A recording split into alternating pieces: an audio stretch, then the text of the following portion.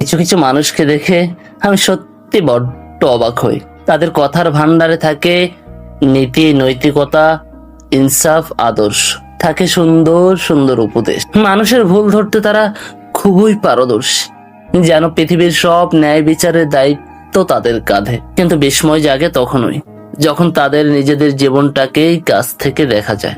যে ইনসাফের কথা তারা অন্যকে শেখায়, সেটি নিজের স্বার্থের কাছে এসে হারিয়ে যায়। যে নৈতিকতার গল্প তারা প্রতিদিন শোনায়, বাস্তবের পরীক্ষায় সেটি সবচেয়ে আগে ভেঙে। আসলে নীতিকথা মুখে উচ্চারণ করা খুবই সহজ, কিন্তু তার নিজের চরিত্রে ধারণ করা সবচেয়ে কঠিন। তাই মনে রাখবেন, মানুষ আপনার ভাষণ যতটা মনে রাখে, তার চেয়ে বেশি মনে রাখে আপনার আচরণ।